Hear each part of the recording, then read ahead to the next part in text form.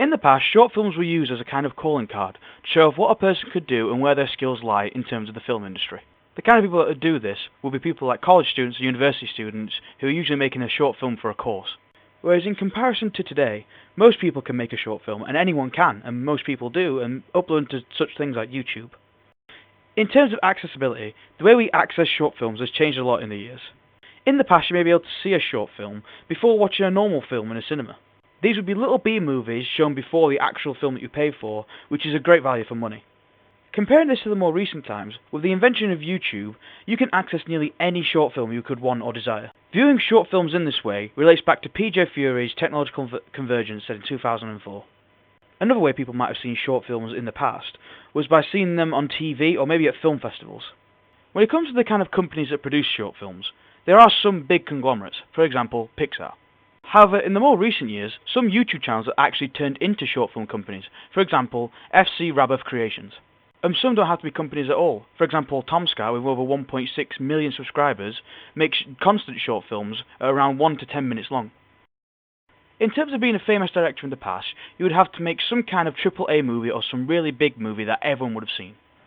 However, in the more recent years, some of the most famous directors, or maybe even the most famous people, come from the internet. For example, Tomscar, who I mentioned before, has over 3 million subscribers on YouTube. However, there are still some famous directors who actually make short films or feature-length film. For example, Lee Hardcastle, famous for his claymations. And then there are some directors who work for companies. For example, Chris Morris, who works with Warp. Pixar is a subsidiary of one of the biggest companies in the world and the biggest animation company, Disney. So when working for this kind of huge conglomerate, the only thing they're looking to make is any kind of profit. So this may be the reason why whenever you buy a DVD or a Blu-ray from Pixar, it may come with some kind of short film that you could maybe download to your tablet or your phone. However, comparing this to an independent company like Warp, based in Sheffield, they have made independent films for a while now and also dabbled in short films. However, when a company like Warp makes a film or a short film, they're not really looking to gain profit, they're more looking towards sending a message out to people and their audience. When it comes to award ceremonies, there are some awards actually given to short films. For example, the BAFTAs do offer some awards to short films and short film directors and actors. However, one of the more interesting award ceremonies is from the CBS, the Canadian Broadcasting Company. They offer awards to short film companies or independent companies, and also offer a prize to whoever wins their awards. When it comes to synergy, short films in their own way are kind of a form of synergy. Short films are used kind of like a base idea for feature-length films.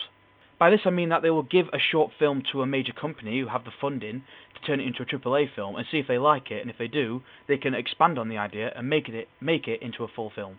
One of the best examples of this that I found out was Saw. Saw started off as a short film idea that was given to someone, and then that company took it, gave it the funding and the actors, and turned it into a full-length feature film that anyone could watch in a mainstream environment.